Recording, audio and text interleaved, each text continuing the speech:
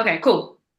Welcome to Don't Speak on It podcast, the podcast that keeps you energized, informed, and empowered. I am Saheladine, And I'm Teresa. and And I'm Jenny. thank you. Thank you very much, Jenny. No, thank you for introducing yourself. I love that energy. I already know that we're going to get into an awesome conversation. Just want to say, happy New Year, happy 2024. Obviously, this is our first podcast of this year. We had a fantastic year last year. We've recorded 7 podcasts already. So this is episode 8. And I can't believe how quickly it's gone, Teresa. No. And we've had some amazing conversations. We have some fantastic guests already. We're very, very fortunate to have had the guests that we have had on with such dynamic topics and experience and knowledge and everything that we've done deep straight in the get-go. We don't be around the bush with our podcast. So we always talk Which about is things good. that people don't talk about, and that is what Don't Speak on It is about. The name is a play on word. We do like to speak about things that are not often in the news, in the media, on social media, or things that are but just are not talked about in more depth. So that's what we like to do here. So today, there's no exception. We have amazing Jenni Russell. And Jenny already said hi, but hey, Jenny. Hey, Dylan, how are you? I'm good. I'm really good. Thank you. How are you doing today? I am blessed and highly favored. And I love that Cool. because every time I speak to Jenny, I've known Jenny for a couple of years now, and every time I ask her how she's doing, it's the same thing she says, and it makes me smile, and it makes me Yes. good too. I don't know about you. That's good. Positive information, positive mindset, huh? Always, always. Yes. And that's why I really connected with Jenny. And I'll just tell a little bit background and story how I met Jenny. So Jenny is part of my organization, DDG Network Group, as is Teresa.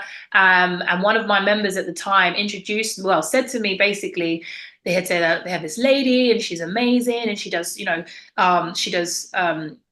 speaking events, and she's all about health and wellness and fitness, and she's amazing at what she does. And it's like she just I think maybe you could really work together really well. There's some things that maybe you could help her on, or she can help you on. And I was like, okay, I'm thinking I don't really know what kind of expertise or experience I have for this lady, because she sounds like she's already doing amazing things.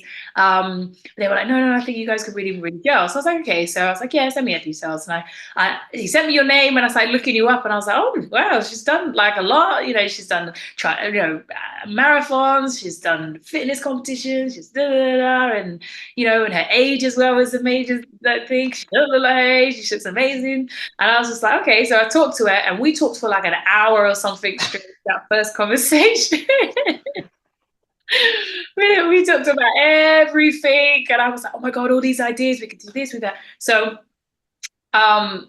Jenny is another person that just, again, one of these spirits that just really powerful, really connected with, really is on a very holistic journey, trying to do so much more than an average person, I would say. And I love that kind of that energy, that spirit, and I love to work with people like that. So I'm really excited for today's conversation.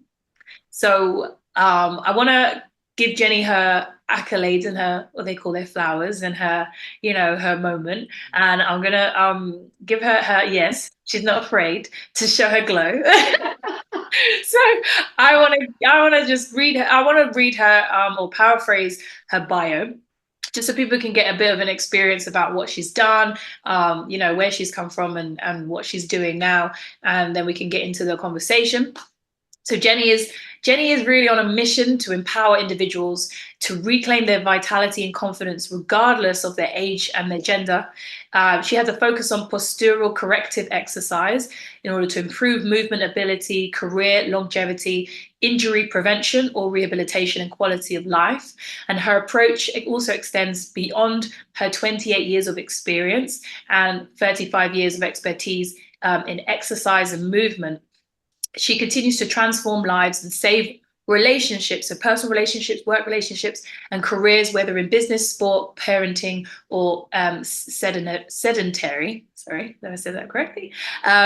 She was formerly a Britain's fittest woman. Jenni's accolades include winning and becoming the record holder in British Ultra Fit Championships, winning Channel 5's Desert Forges. I need to go and watch that. And running New York, London, and Brighton marathons, as well as her recent runner-up trophy in the women's tennis singles final at her local David Lloyd's fitness club. Shout out to them, keeping her nice and fit. She's a mother of two boys who are also very keen on their value and health, and above all things, they enjoy investing in their well-being, encouraging their friends to do the same, which I think is fantastic. And we can definitely get into that as well, and how you feel that bringing that well-being down to the kids is really important, especially in this day and age as well. People are on their phones and staying indoors and stuff like that.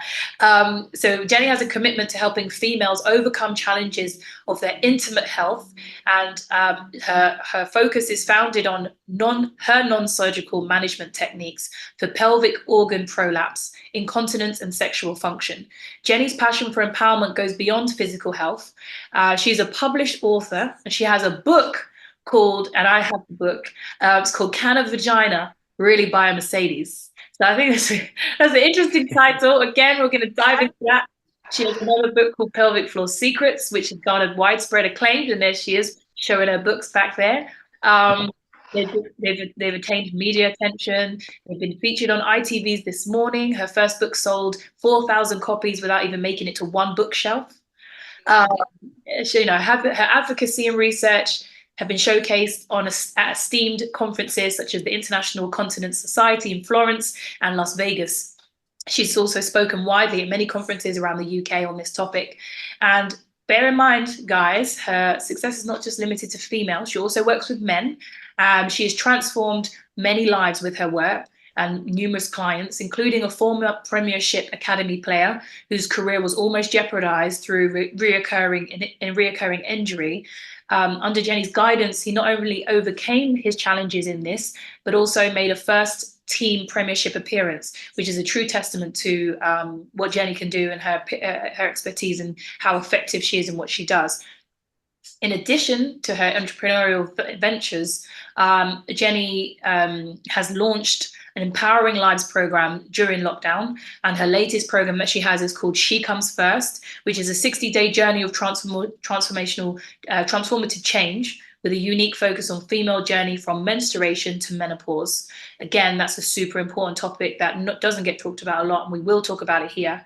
Jenni is dedicated to creating tailored solutions for her clients at every age and stage of their health journey, and she offers unconventional yet effective guidance to patients and health professionals alike, aiming to optimize their outcomes and improve the quality of life. Jenni is resilient, she is innovative, she is committed to holistic well-being. Her holistic approach to corrective exercise and rehabilitation transcends boundaries, empowering others and individuals in their lives to live life to the fullest, regardless of their age, gender, or background. And she is certainly not shy to include her faith in every endeavor.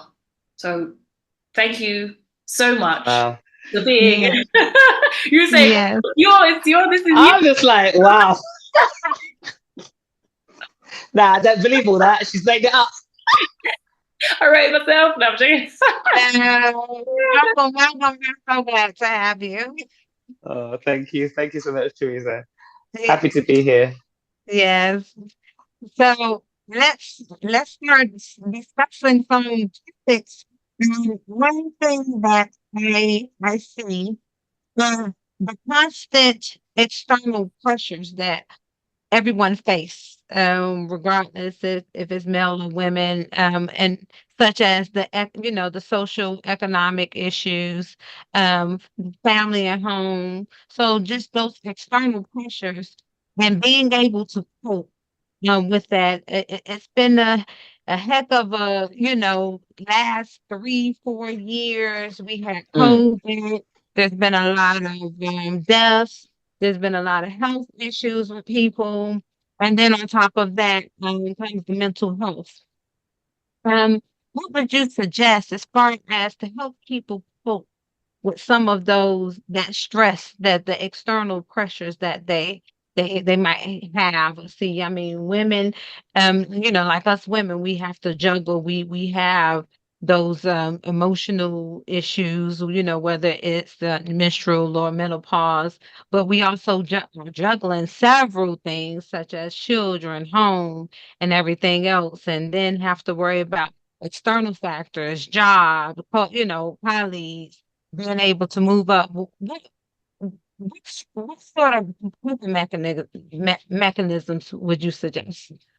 Wow, that is such a fully loaded question. It's a fantastic question. So where do I start? So this is true, especially as females, we've got so much more. I shared a post this morning actually, and it's an old poster I've had for years and years. And I asked the question, is your health as successful as your job? Or stroke now is your career, right? And that's probably where I start to get them to realize that we are, the external pressure is to have the husband, to have the children, to have the 2.5 gated house, to have the gym membership, to have the body, to have the bag, to have this, to have that. It's all about having. So that is where we're focusing on what we have, but we're not focusing on what we've got. So we need to shift the focus from what we're trying to have to what we've actually got. So we can start where we are, use what we have, do what we can. And so that journey really starts inside of the head. It's that Yes. mental emotional journey that starts inside of the head. And it's actually recognizing that there are on a 60-day journey. Let's go right to the end where I am now, where she comes first. There are 8 principles of total health. They are thoughts, breath, hydration, sleep. I say nutrition because there's many things that are called food with no nutrition. And movement that matters. That's the difference between movement and movement that matters. Female intimate health is a principle in its own right. And of course, we've known, and it's really highlighted over the lockdown, is social connections. So it's really like a jigsaw. There's 8 pieces to that jigsaw puzzle. And we need to try and work out which part of the jigsaw puzzle we are not paying attention to and doesn't fit to make the whole picture. That's where we need to start. But actually, where that jigsaw puzzle really starts is thoughts. It's recognizing that every thought we have creates an emotional response. Every emotional response creates a hormonal response. That hormone will then obviously call on an organ to produce that hormone. So it's a hormonal response, an organ response. And then how is it showing up in our body? What is the drive to have costing us in terms of the hormones that allow us to let the inner world know that it's safe, that it can digest, it can assimilate, it can eliminate, it can sleep, it can repair, rebuild, restore, refresh, it can procreate, make more children. Or the pathway that says, we're in trouble, life's in danger, the stress hormone, cortisol, and adrenaline that we're living on, that was supposed to be a response to danger, not a lifestyle. And then what that does to the internal world and then ends up coming out in that external world. So in turn, until we actually learn to understand that it's not a good statement to say, I do well on stress. Okay. We're always going to struggle. And I think that's the biggest challenge, because people go, well, I can do really well on stress. I do really well on stress. Yeah. But it's one of the biggest killers. It's a silent killer because it doesn't show. I think years ago, there was a study and it said that a study in Switzerland, I'm talking like probably 10, 15 years ago, if not more. And it said that the incidence of heart attack increases twofold within 24 hours of a major deadline. Wow. And that was a big study. And the reason why I quote that study, Teresa, is because way back then, could be 15, 20 years ago, I lost a friend. Yeah. Before Santander became Santander, it was Abbey National. So they were doing the merger to change from Abbey National to Santander. I had another friend who worked at Barclays as well. So they were both working on these, they were both in the investment side, working on these big projects. And they used to see each other on the train when they'd work these really long hours and come home. And Sandra, God rest her soul, she had just had her 40th birthday. Her and her husband were like this. They were like, she was the left leg, he was the right leg. They walked together, they did everything together. So they'd just gone away on a holiday with their friends to celebrate her 40th. They came back and she'd seen Claudette and they were talking about this big merger thing that was going on. And I think it was going to happen within the next 48 hours. Anyway, she went home. She got up the next day. Her husband dropped her to Seven Sisters Station. If you know the Victoria line, it goes Seven Sisters, Finsbury Park, Highbury, Islington. She died between Seven Sisters and Finsbury Park. And when they did her autopsy, they couldn't find anything. That's those people that when they say they can't find nothing wrong. It's called stress. Because stress Stress can raise your blood pressure, do all sorts of things. But Yeah. once you're gone, you can't measure it, right? Yeah, because it's No. at that moment, isn't it? It happens during that time. Mm, The issues that it creates, like you said, on the organs and on the various other parts of your body, it happens instantaneously, shuts it off, and then there's no yeah. trace or trail left behind it, right? Yeah. And Mm, Jenny, so I know you said it's all in the mind, and you know, with us Black women, it's been proven, and we know that we're very highly driven, mm, and we have to do more. We have to do more in the workplace. We have to be, we have this mindset, and a lot of times we have to be the best. Some of us are having to, single parents or whatnot, and so the pressure comes on, and then also we feel like sometimes we feel like we're not doing enough maybe as women. What would you suggest in those circumstances? Because I know it's one thing in mindset, but I know us as a community, in the Black community, especially like where I'm from in Atlanta, there's loads of women who are highly educated, several jobs, own their own home, living by themselves, and they doing it all, and they just pushing, pushing for more money, pushing, and and we constantly are going. What would you suggest to someone that mindset feels like they're not doing enough? Okay, wow. Again, you asked me some really beautiful questions, really fully loaded, really powerful questions. But you've just asked me that same question, the first one, in a different way. I know and we focused it more on Black women. It's still the drive to have, right? It's still Yeah. the drive to have more, right? So, the Bible says we to be content with the things we have. But I think society has got us, making us believe that if we can't say if we don't own a house, we're not seen as having enough. If we don't have the right car, we're not seen as having. If we don't have the right body shape, if we don't go to the right places, we're not in the right gym. So we're trying to have all of those things. And then we're having these families where we're not, I mean, I'm a single parent myself, so I'm not knocking any female here. But, one of the things that I had this conversation with one of my friends, a good friend of mine, is a guy. And I said, the difference here, because he's like, oh my God, Russell, all my friends from back in the day call me Russell, my surname. It's like, Russell, a lot of our friends are getting divorced. And I said, yeah, because what happened was back in the day, even now, people meet, and it's the eye gate, it's the lust of the eye, right? So you get together, you're knocking boots, you're enjoying yourself, and then you find yourself pregnant. Some guys walk, some guys just stay and do the honorable thing. But you're still not planning the journey. You haven't come together and said, this is what I want to commit to. This is my vision. This is my journey. Are we going to work together to build an empire? So then what happens is you're not building something together. If that person walks, you're going to show everybody else you can do it by yourself. Because, I'm a strong Black woman. I can do it by myself. But the thing is, you're only as strong as you're honest. Mm. And honestly, we're not meant to be the strength of a man. We're meant to be the female, softer, not weaker, softer. We're meant to be able to be there behind our husband, push him up, and he's supposed to carry us. And we're meant to be working. It's supposed to be the two become one. But we're becoming our own person. And so now we're trying to show you that we've got this. And we're looking to obviously build our financial pool, but we're looking for it in terms of going to find work that will pay us.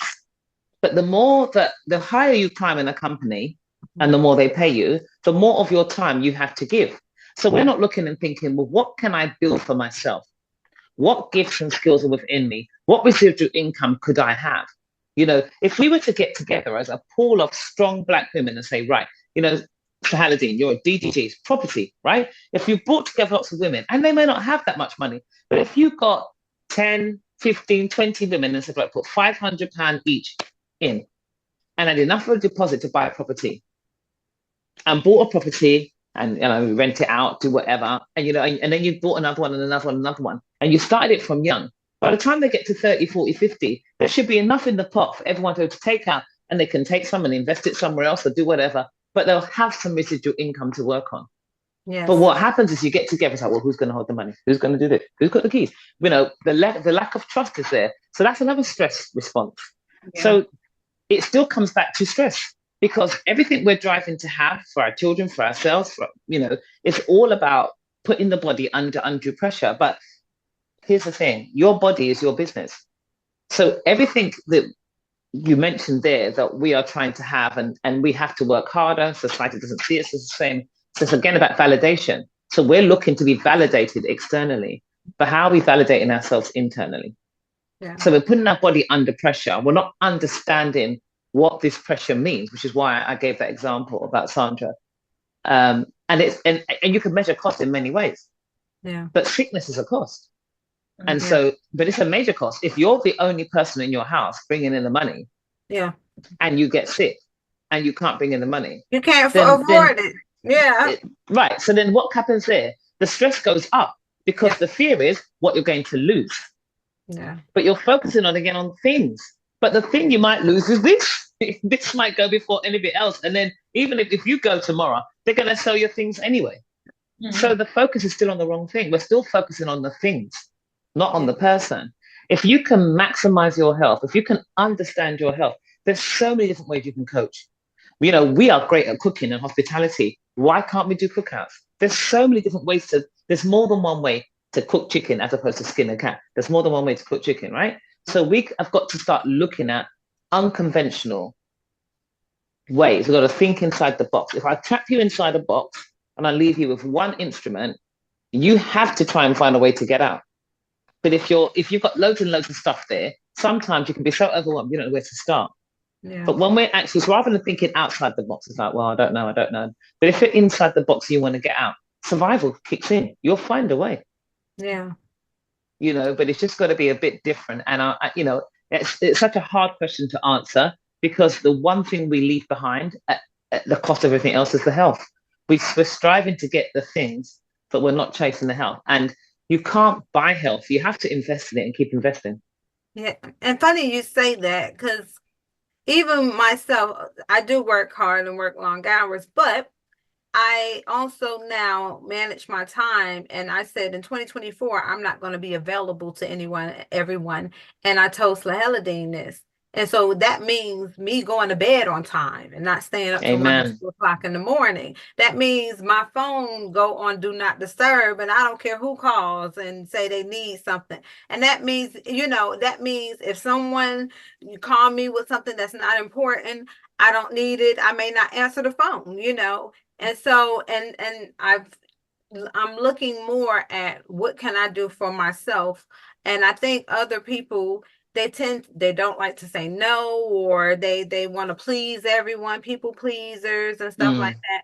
But I feel like it comes a time because I'm 44 and I feel like it's time for me to please me, myself, and and that's all that matters at this point. Not saying, it's not, it's being selfish in a way, but it's not. No, it's not at all. And that's a fantastic answer. See, when I said to you the principles of health, thought, breath, hydration, sleep, they're the first four, and they're in that order for a reason, right?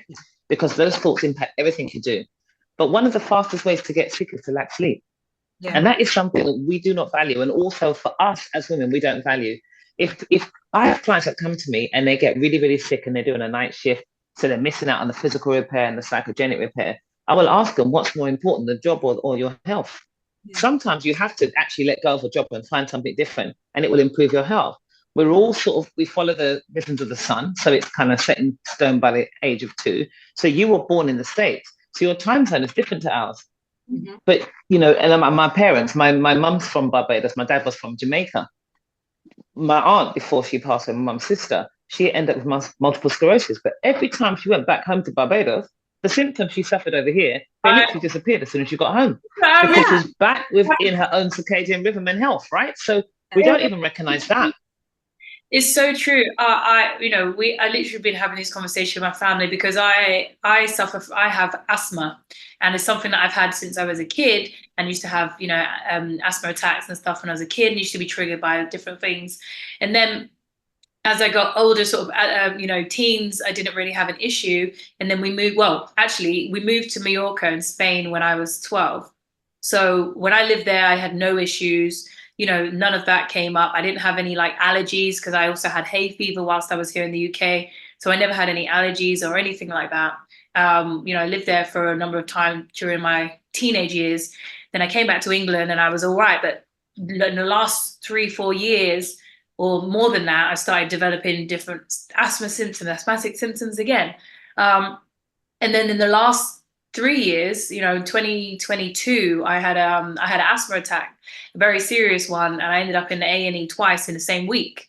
And I remember I just started a new job, which was a very, very high power corporate, job, which is very important and stressful, and there's a lot riding on it, and you have to show up as your best self every single day, and no opportunities to slack, and in a very competitive world. So I just started that, in the summer, see the high pollen and everything, so I ended up getting allergies, serious allergies. I had sinusitis, I also had a chest infection, the virus, and all of that triggered my asthma, and I had an asthma attack whilst I was sleeping. And then, again, this year had other instances as well. I'm just now recovering from a chest infection, which triggered asthma again. And I'm having these conversations with my family about that origins thing. And I've become a bit more interested in that in the last year, I would say, looking at my past, looking at my family history, looking at where my family from. My dad's side from Grenada and also Trinidad, and my mum's side from Jamaica. So I'm like, I booked a trip this year to go to Grenada because I'm like, I want to get connected more to where I know where my roots are from. Yes, I'm born in the UK. My parents were born in the UK, so I'm second generation Caribbean. I'm by no means trying to say that I'm a native, but there are parts of me that belong somewhere else. Yeah. And it's almost like like a connection of some kind.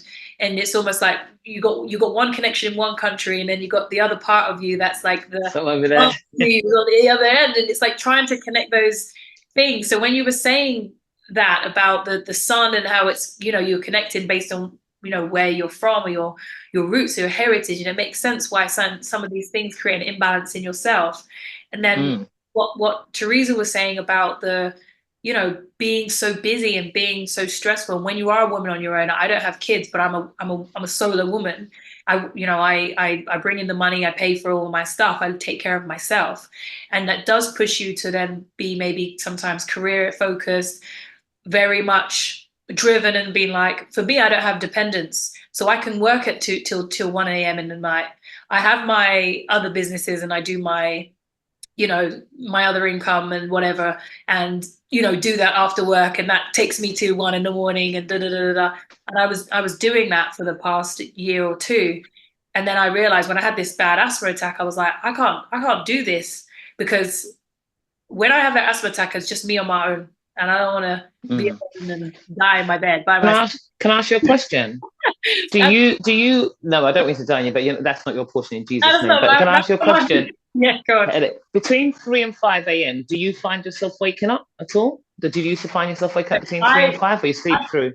I'm a sleep througher. So now I don't. Now I was coming to my story, which was what I focused on after my health scares and looking into my health and putting my health first.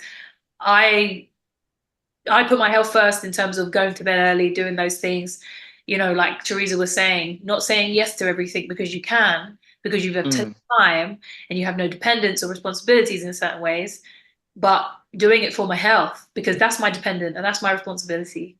That's right. And I realized that was important. And so I do sleep throughout. I sleep all the way through. I tend to be able to, if I have a short amount of sleep, I can still wake up and be fresh and I'm buzzing, and people are like, how the hell do you do it? And I'm just, but I always say that I'm running on fumes. Yeah.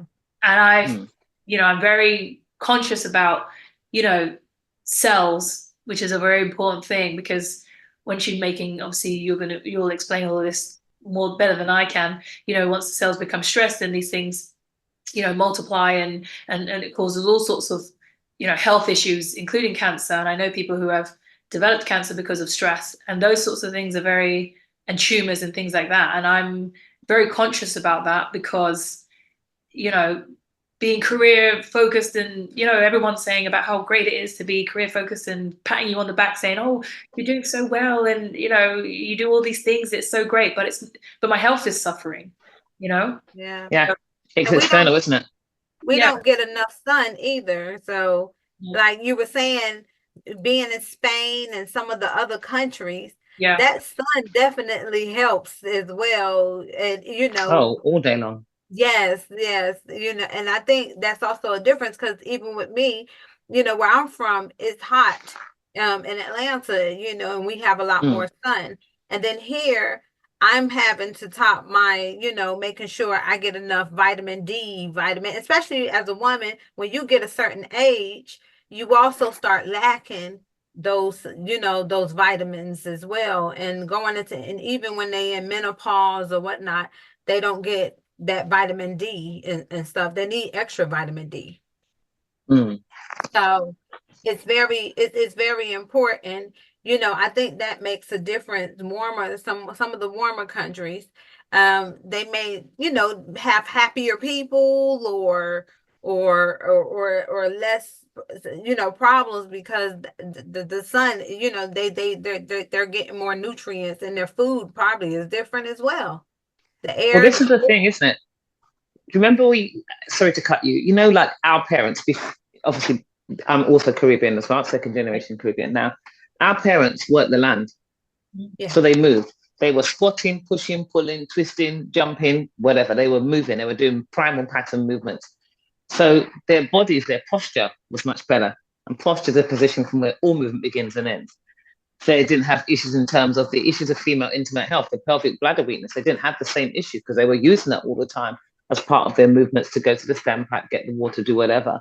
Um, so obviously they were out in the sun. They got the sun. They got cholesterol. 75% of the cholesterol in the body is produced in the liver. You need the sunlight to actually synthesize that, and you need that synthesis to actually be able to activate and have the active form of vitamin D, which you need for strong bones and everything else. So these things were happening naturally. So even in terms of cardiovascular function, because you were walking, pushing, pulling, lifting, you had much better cardiovascular function. So you never had the same respiratory issues. Then your food that you were growing your own food in your back garden or whatever. So it wasn't sprayed with pesticides, right? Your soil was much fresher. Your food was better.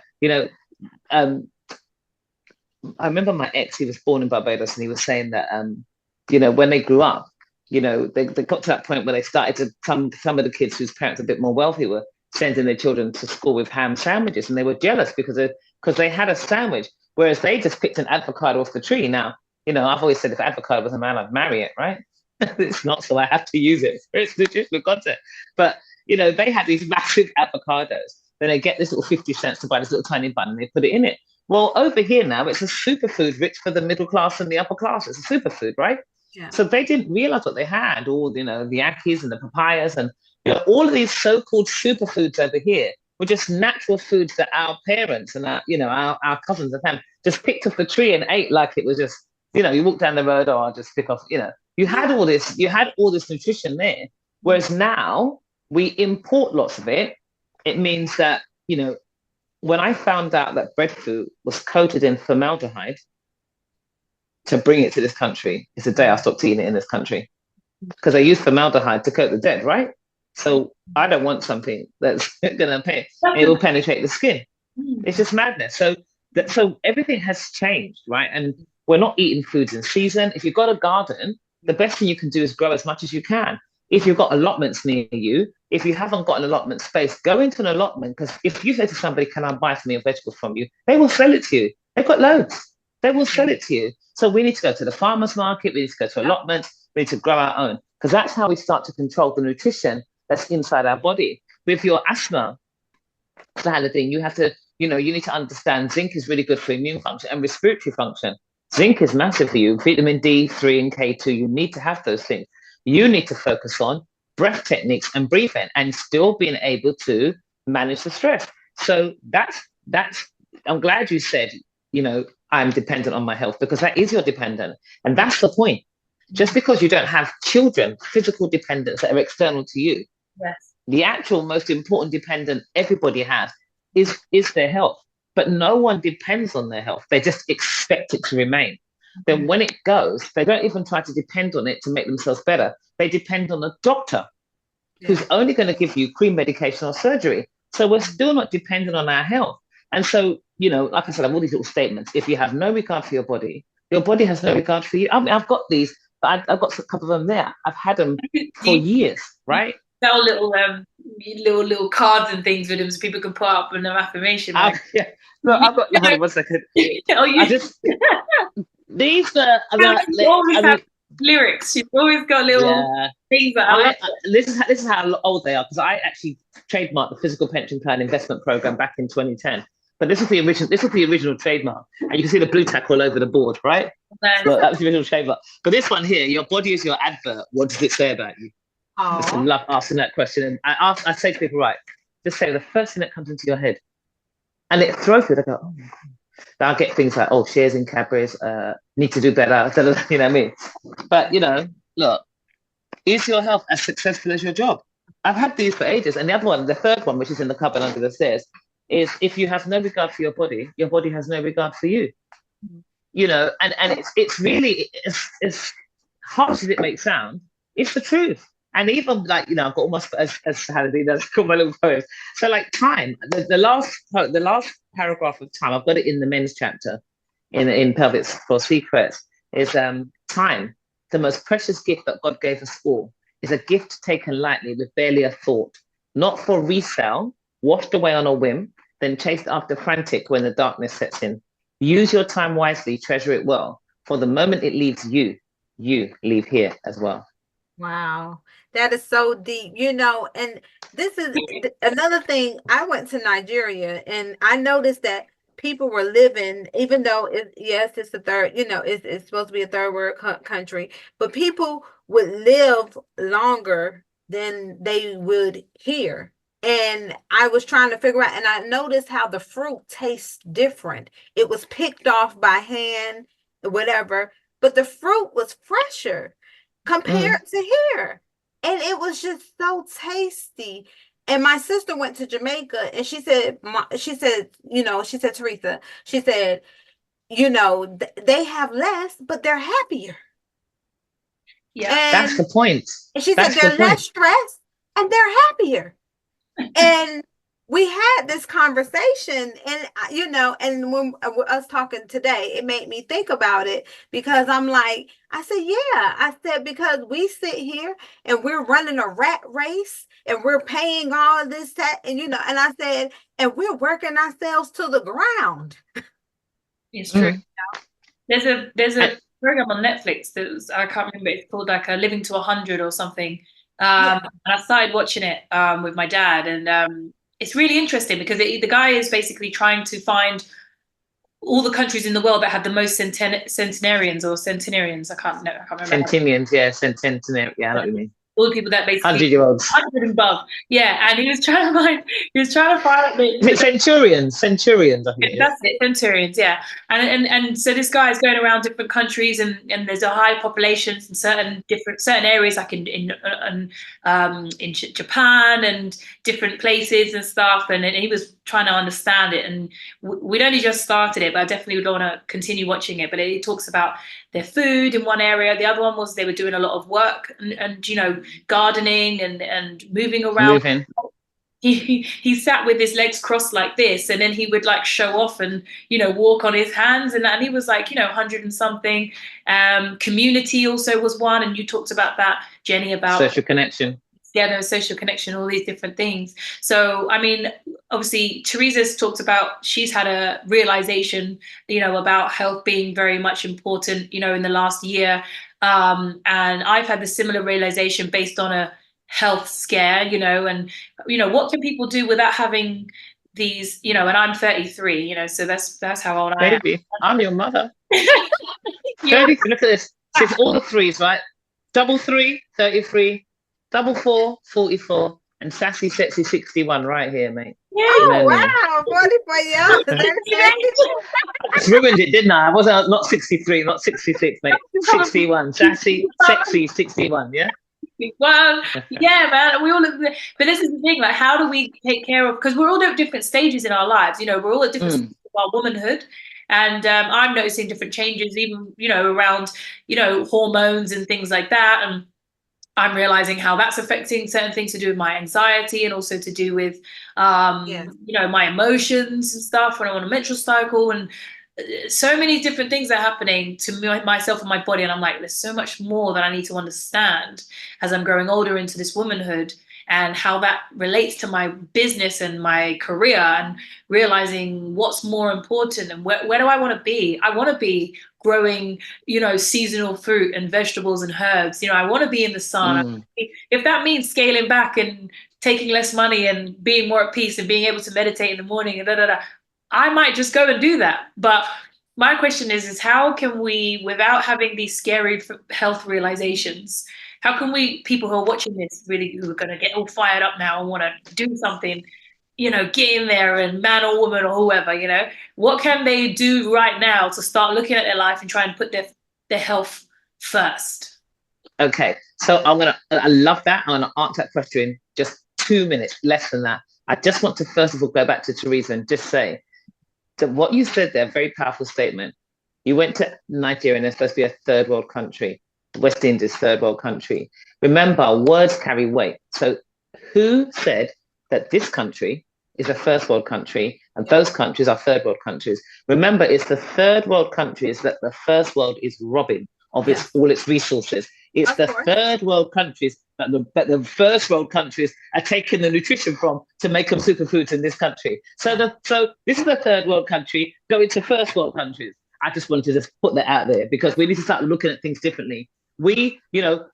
God did not say Nigeria and Africa is a third world country, and God did not say the UK is a first world country, right?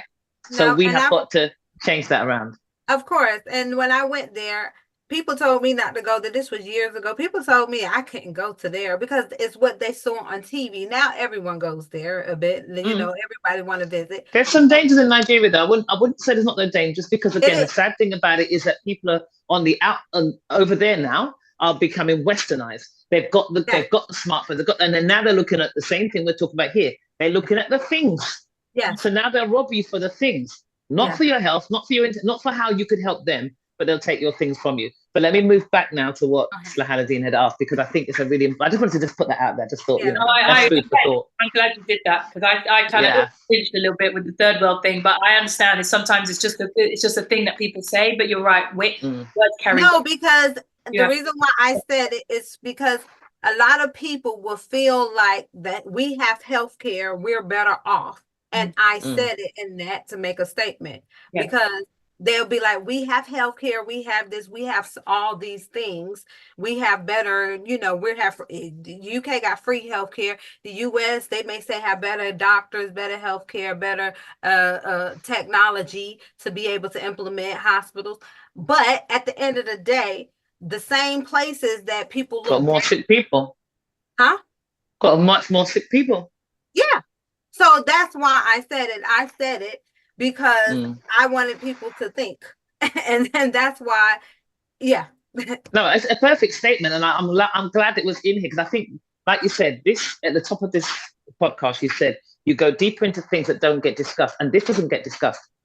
People don't talk about it. You'll make the comment and it will just be brushed aside. So I'm glad you said it and I could pick it up because I'm not picking it up to say anything against what you said. Yes, I just saying that I do this big thing with my clients about words and what they mean. Yes. And it's really like the power of words. So, we've been told that we live in a first world country, but we have third world, really indeed we have third world healthcare. My uncle isn't my cousin isn't very well. He's gone into hospital and there's a strike on. So they're saying that, he doesn't look like he's too bad. So he'll have to wait till Monday before he gets seen.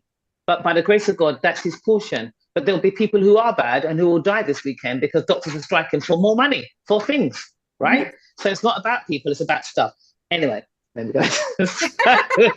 I just like to I like to get it's good to have that conversation because it's true.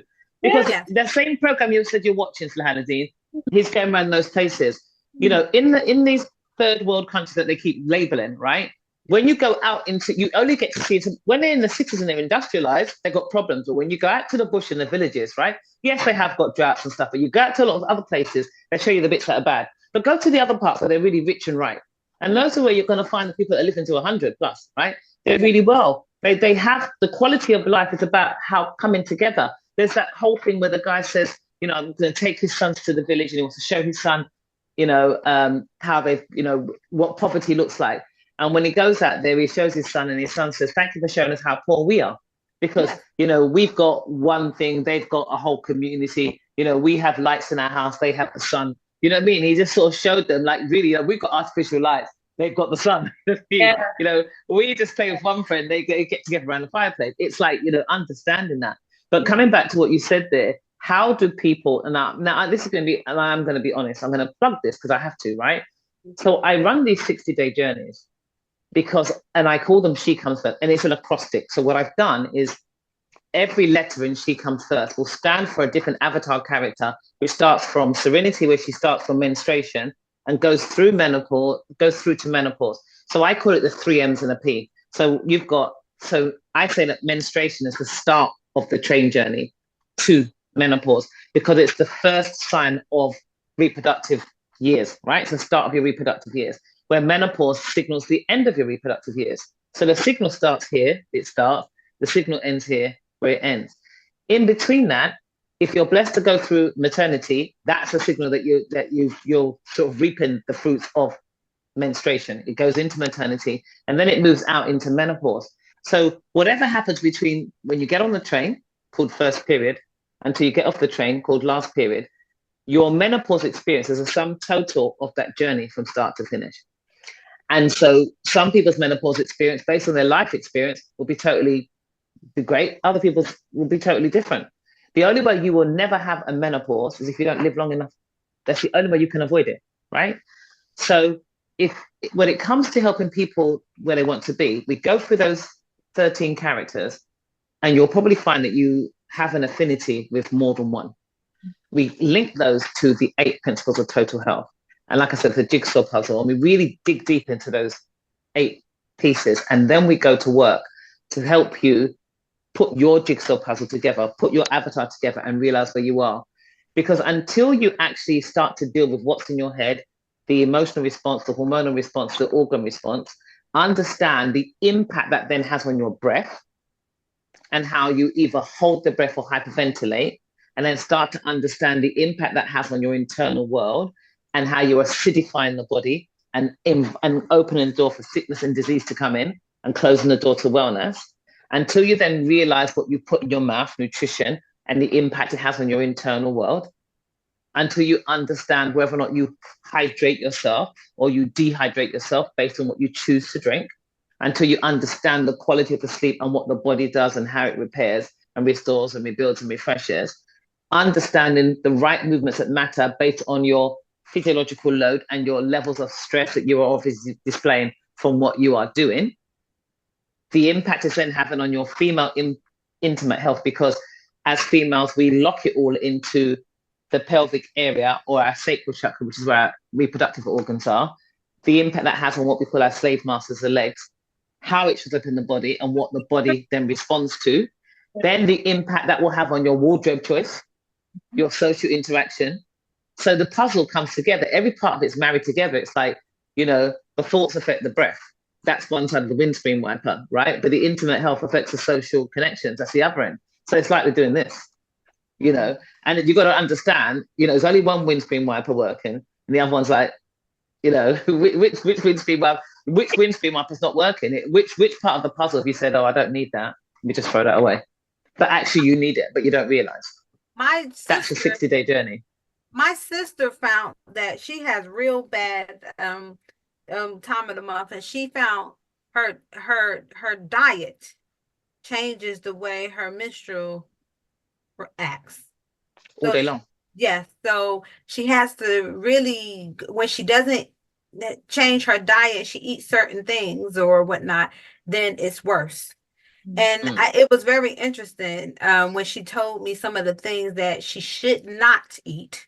Like, I forgot it, you know, like maybe dairy or cheese and certain meat. So, you know, and some of the things and that she should not eat, or lentil, some even certain beans or something during that. I'm not sure, but she was looking at some somebody on YouTube or whatever that says talked about, you know, healing, I guess healing the body naturally through food. And people and a lot of people don't realize that you can actually heal your body based on what, like you said, what you eat. but you've got to, but in order for you to heal your body, You can eat really well, but Yeah. if you're so Oh, 80% of the thoughts we have daily are okay. negative. Yes. And if your thoughts are negative, if you really are a person who just sees like the glass is half empty, that means you've got nothing, it's never going to get full, life is Yeah. really bad, what happened to me yesterday? If you're that person, you're creating an environment inside of you that tells the body it's in danger.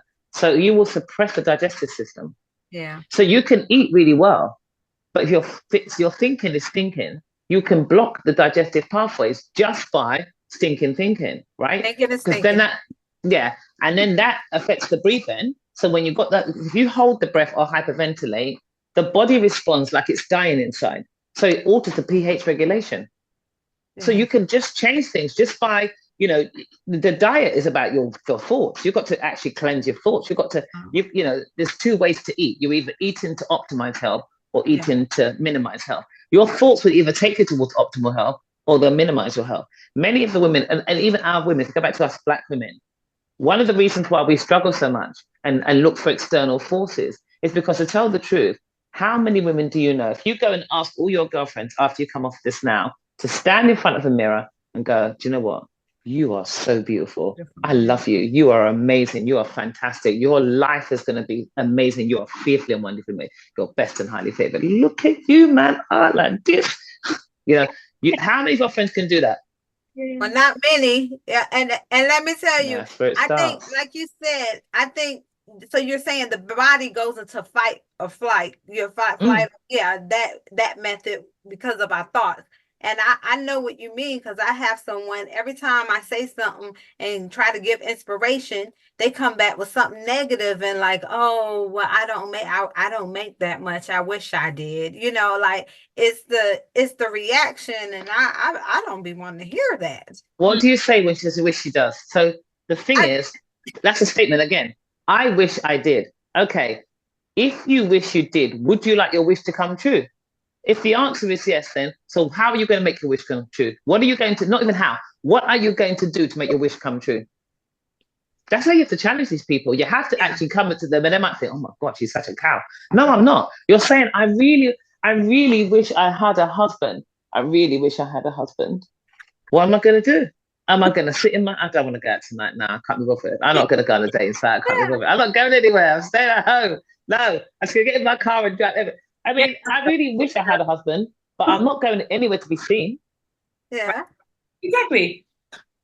Oh, I don't have the energy to. I know you said, did I say anything? But I don't even have the energy to reprogram someone at a certain age. You know what I mean? Like, Mm. so I just be like, I just can't. I just looked at I was like, well, because what I sent was it was about more of how we can maximize the tax system. It wasn't even about that, but the response was, well, that doesn't even apply to me because I don't even make that much. Or, you know, Some people want, but they don't realize they have to do. Faith without works is dead. You cannot expect to have more if you won't do more. But you yeah, can't do more if you won't look at what it is you've got and how you can change and how you can use it, or you won't look at what you need to let go of or how yeah, you can change it. And so sometimes there are people around you who you have to let go of, not yeah, because you don't want to help them, but they actually are, your vibrations are going up and they're doing everything they can to pull your vibrations down. And so yes. you can be around certain people, by the time they've gone, you're like, I need a drink. I don't smoke, but I need a cigarette. I gotta lie down. Yeah, I'm drained. I'm totally drained. This Yeah. conversation We was can't we drained. can't do that. We can't do Yes. and for me at Sassy Sexy 61, I haven't got that time anymore. I don't Yeah. have that time. There was a guy that saw me pull up at my mum's house the other day, right? I drive a mini convertible. He's got a mini convertible. So he drives past, he sees me in the car, he pulls up, and then he saw me there the other day when we'd take it in turns to cut to my mum. So he came and knocked on the door. I hadn't even got dressed. So I had like my lounging gear on and I had my late father's dressing gown on and my little silk cap on my head. I thought it was Amazon. So I ran down the stairs. Yeah, right. And that's like, I think it's Amazon. It's like, oh, Jenny with an eye. He starts talking and he's like, so can we link up? And I was just like, what? And he goes like, can I link you later? And I'm just like, what? And it just that conversation is like, I know I look young, I know I look fresh, but I ain't that person. It's like, I'm not that person. Like, can we link up? Can we No, link up? no. You know, No linking up at Sassy 61. what are you talking about? You know, for me, it's like I need a good conversation, Yes. and it's like I'd love to take you. Can I take you for a meal? Can I take you for a drink? Can I take you to the theater? Can I take you for a walk? Can we do something? Not can we Yes. link up? So yes, I'll give you a card tonight. Then we link up. And what you call a link up? Because your link up ain't the way. I just said to him, hold on 1 second. I just like booty call business, you know. So what are you talking to? Do you know what I mean? It's like, please. But we still entertain that conversation. And then we Yeah. wonder why we don't have anything. But then also we have to think, if you decide what it is you want for yourself, where are you taking yourself? I've come into a group of women who talking about $1 million contracts, $1 billion contracts, talking to presidents, governments. And at first when they were talking, I actually felt a bit out of my league. And then I realized that's my thoughts. Because at the end of the day, the only difference between the person that's got $1 million and you is what they've decided. I'm not talking about someone that's born into it, someone that's decided they're going to go for it, right? The only difference between a person that's in politics, making decisions for themselves before they make decisions for you, and me, is because someone's realized, and I told my son that when he was younger, that I didn't see it when I was younger. It's like, I used to say to him, when you finish uni, do politics for a few years, not for the politics, but for the Rolodex. Get that Rolodex because those connections are serious. And Oh if my you don't, God. it's the connections. We have to recognize if we want to lift ourselves up and get ourselves out of this place here, we have to seriously be around people that are up here. Yes. And once you step up, don't step back. No. Once you have stepped up, don't step back. It's not that you think you're better than anybody else. It's that my ceilings in my house are 8.5 feet high, right? One of my best friends is a celebrity. Her ceilings are about 30 feet high. That's how high I want to be when I'm reaching, and then going further than that. When people say the sky's the limit, but as soon as you give them something, their limit is down here. They go, no, I can't do that. No, I can't. But I think the sky's not here. You said the sky's the limit. It's not here. Why is it you can't do it? My health's my wealth. You give them a price. No, I can't afford that. Well, then it's not. It's your health's not priceless. It's conditional. It's got a price on it. So we got to take people at their words. If you say your health is priceless and someone gives you a price to invest into your health, it's like you should be thinking to yourself, what do I need to do to make that money so I can get that coaching? Because obviously at that there must be something in that coaching that I can't get for £200. There must be something in that coaching. We need to be able to do that. I worked with a lady last year, a black lady, Susie Ashworth. She was a headline speaker at an event I went to, Expert Empires. And Stephen Bartlett, Stephen Bartlett, he was the headline speaker in the evening. She was the afternoon. I invited her onto my radio show. We were talking, and at the end, she helps me with manifest money and this stuff. She's from Maca Island with Richard Branson and blah, blah, blah. And she said she made 4.2 million during lockdown and this and the other. And then she said, the only thing I don't like is my posture. So maybe I should go back and do Pilates. And I said, no, in my Cockney voice, I went, no, mate, I can do that. So I trained her for 6 months. Now, she loved it. Then she had an event at the BAFTA building last March. We went to that event. And when she was talking to people about the things she does, she wanted to show people what she invests in herself in order to encourage you to invest. The mindset coach that she had, so I'm going to do mindset now before I keep quiet.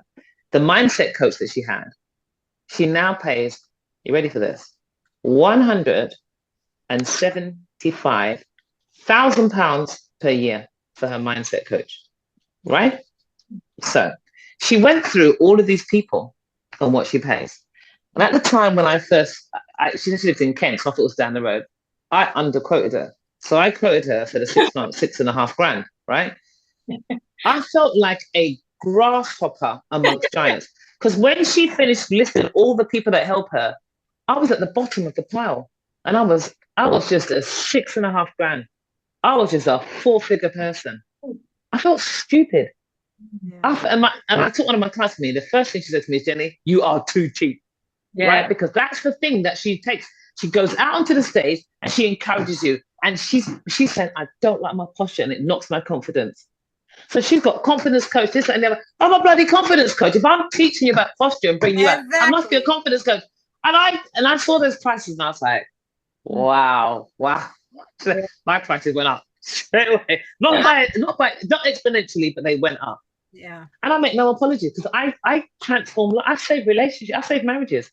So why am I down here? That's what I'm saying. So when you step up, you don't step back. It's not that I don't want to help everybody, Yeah. but this is, that what I do and how and what I've done for people is the investment is worth it because you're not asking me just to make you a size 10 or a size 8 or a size 12. You're asking me to give you back your confidence. You're asking me to help you to be able to laugh, cough, sneeze, jump, turn, and not wet yourself. You're asking me to not have to limit your wardrobe choice. You're asking me so that you can maintain your social connections. You're asking me to make sure that when you make love to your husband after having children, you can still feel him inside of you. You're asking me to keep your life. Yeah. But then you're telling me that when I give you a price, it's too much. So Jenni, we've got to realize, one thing, I was talking to someone and what you were saying about not going backwards. So I have friends that I haven't been around them that much. And the reason why, because what I want, I told Slaheladine is some people, when you talk about business, they don't want to hear about it, but I have to keep myself in that kind of mindset sometimes.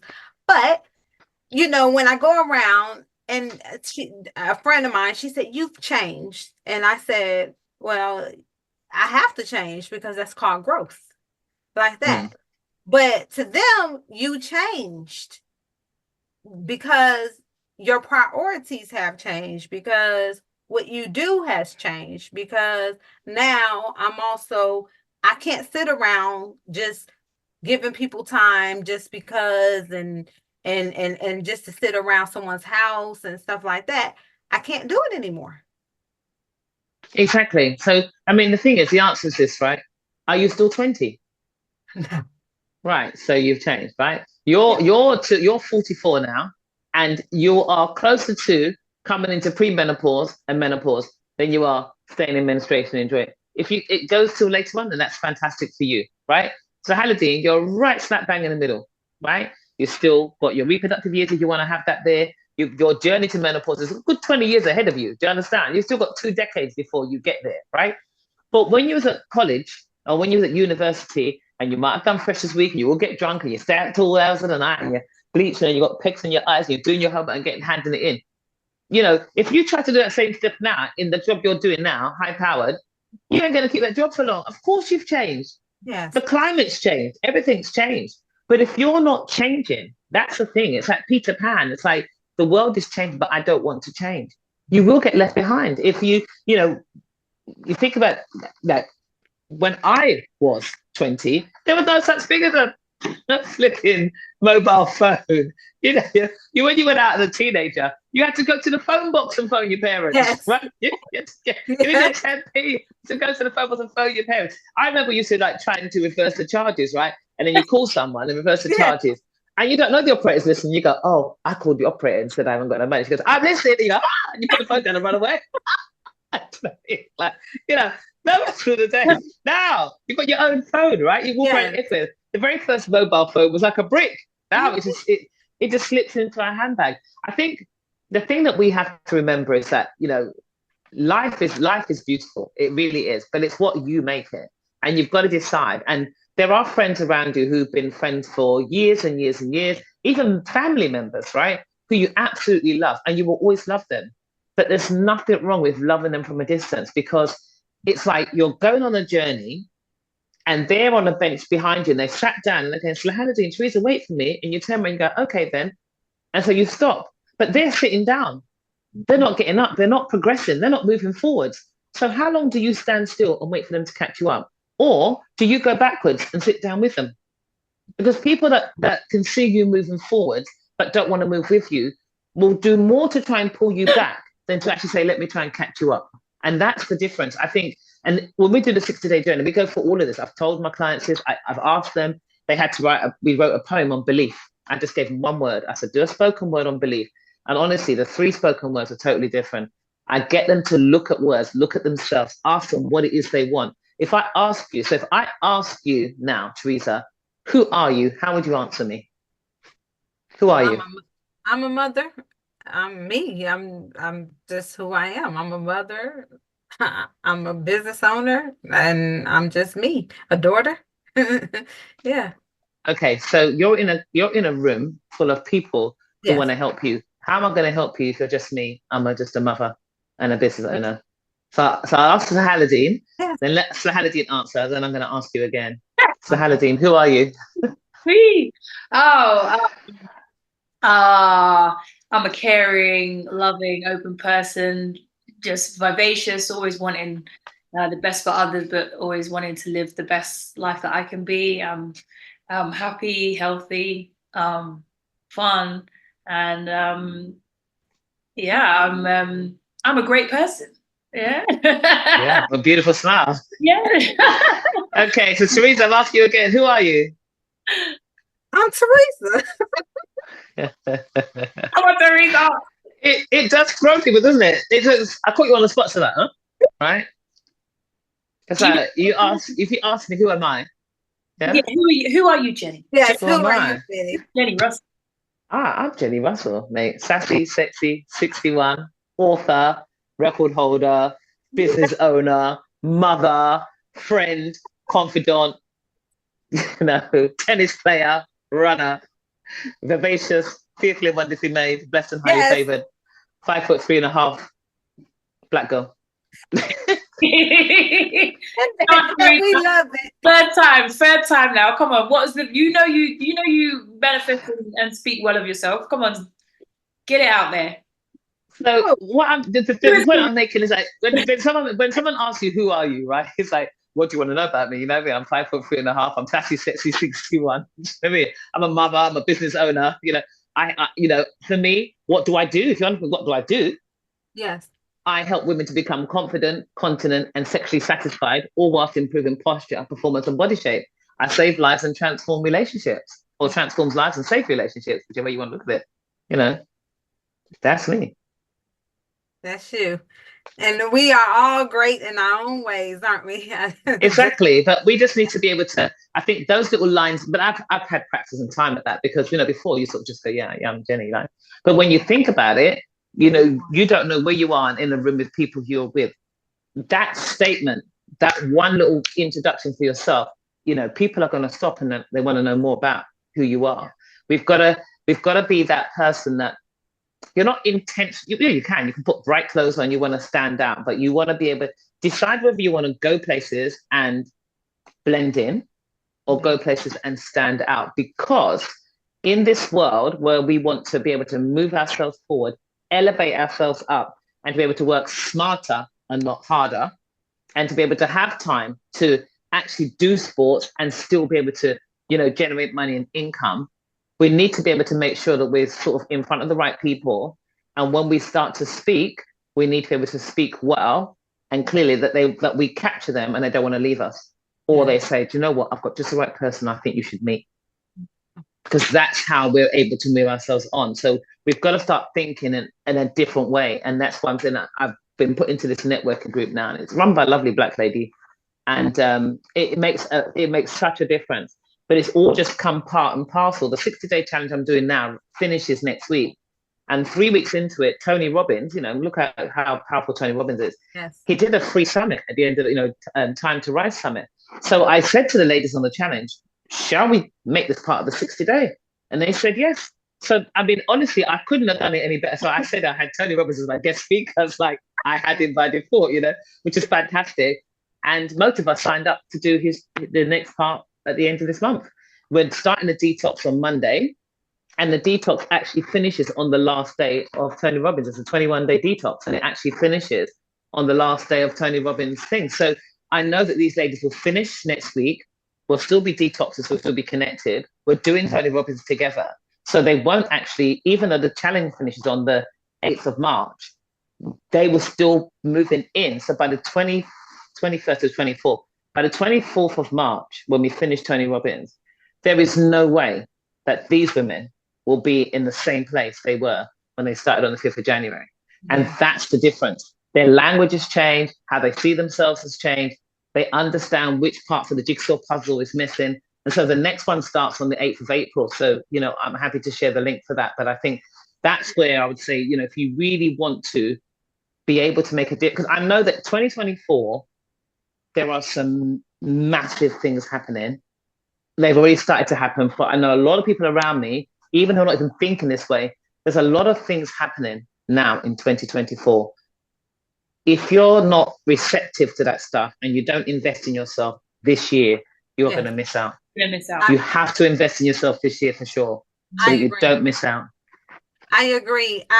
It's been since 2024 kicked in, it's been nonstop, but I'm taking advantage. And I know they say that we're in a recession or whatnot, or a partial recession, but it's mindset, as you say, because it's always this time it's growth time. It's basically growth time. So you can, and like you said, you invest in yourself. And I think that's very important. Invest in your mindset, invest in having the coaches and doing for yourself at this point. I think is very important. This year, I just invested in a treadmill. I know I can't get out, so I just said I have to get my walking in. Oh no, you need to get out. No, I get out, but I'm on site. I'm on site. Oh, okay. So you're on site. But that's what I was going to say, the mindset. We talk about mindset coaching. Yes. But what I worked on with my ladies and what I worked on, it's not so much the mindset, it's the set mind. Set mind. Oh, the yeah. Set mind. Yes. That's the one, right? So I turn it around. It's like I said, it's about words. It's the set mind. Because someone goes, no, I can't do that. But that's a set mind, right? Because you've already said, I can't do it. Not, I won't try. Not, let me see how I can change it around. It's like, I can't do that. Or, how sometimes we say things like, I might talk and I might go, well, that's just my voice. That's how I talk anyway. I'm always loud, right? Yeah. But if it doesn't serve me, and it's not serving me, and it's not helping me, if I say, well, this is how I am, this is who I am, you don't like it, get lost. Then I'm saying, I know I push people away.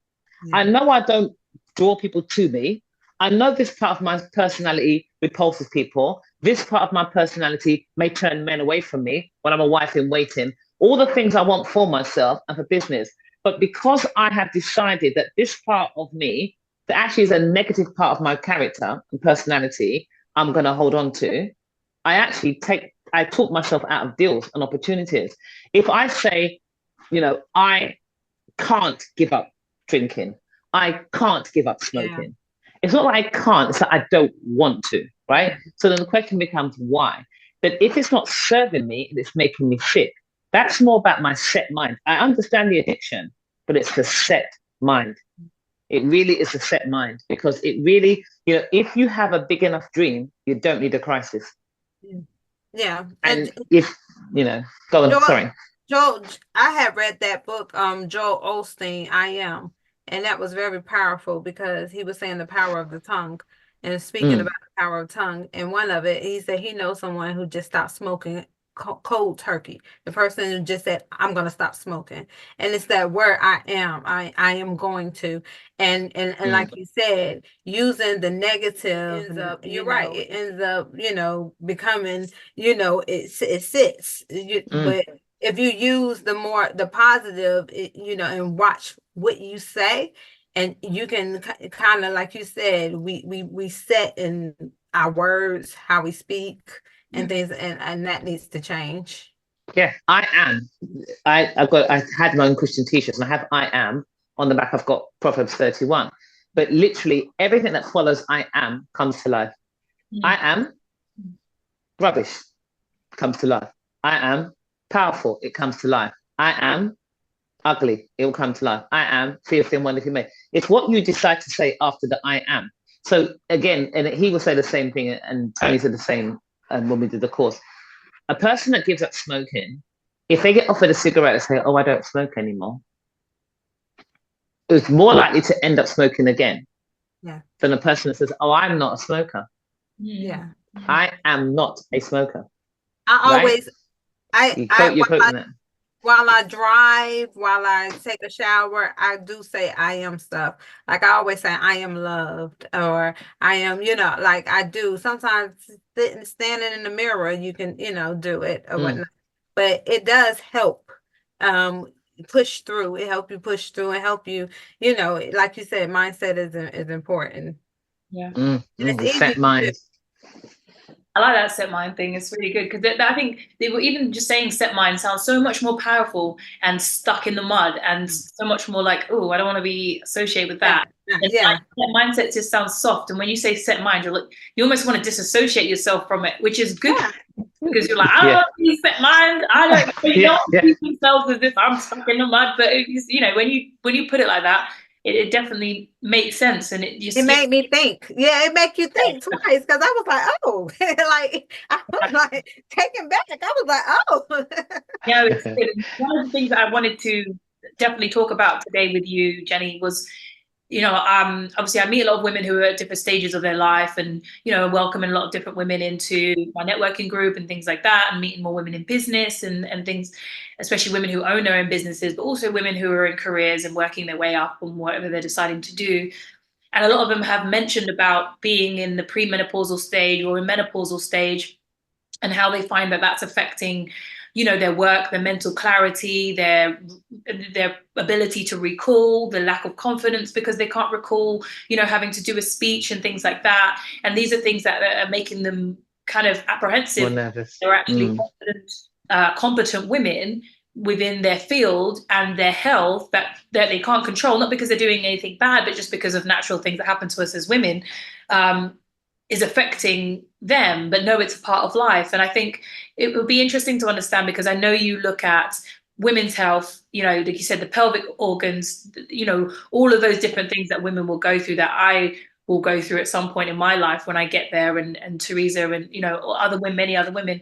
How to do where do we start with that? Because even though I'm not there, for example, I should be starting to think about or consider those things, right? Or definitely. Where do we start? Where do we start when it comes to women? Because we don't talk about premenopause. I don't know too much about it. I don't really know too much about menopause.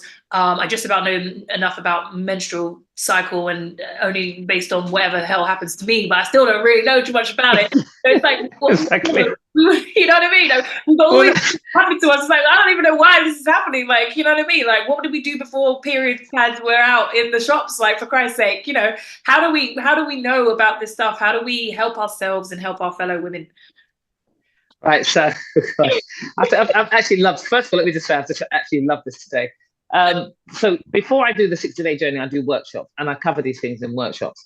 And this is the thing, is that when you go to school, and I don't know why the curriculum still hasn't changed, but when you go to school, you may be, I said, for me, Serenity is it right to so in between, changing between maths and English, and she gets her first whisper of womanhood, and along comes her period.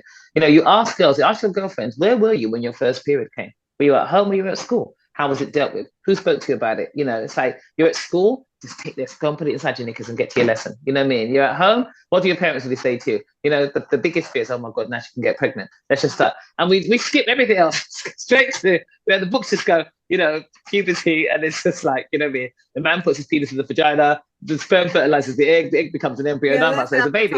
That is it, right? It's like, well, hold on a second. Don't these muscles do other things? Don't we do other stuff? We skip all this stuff. We're not looking at the mental, emotional connection to it. What happens to the stressed woman and a poor woman, poor girl, when she's 8, 9 years of age and she starts to bleed, doesn't know what's happening, and she's the first one in her class? I was a 9. Aren't all the little boys and girls laughing and joking? How does she deal with the anxiety about that? And it keeps coming, and she doesn't even know when it's going to come. And she's not quite aware of her moon cycles and this. Why should you know this at the age of 8 and 9? Happens to concentrate on the lessons and have these. What happens to the inner unit when that happens and she's not quite as stable because you've got more swelling when you're shedding blood? There's all of that conversation needs to be had. And it's not being had now, but it's okay that if you come into workshops and get that information, because then you can go and share it with your niece or your cousin or your friend. Those mothers can come into those classes and be able to understand it.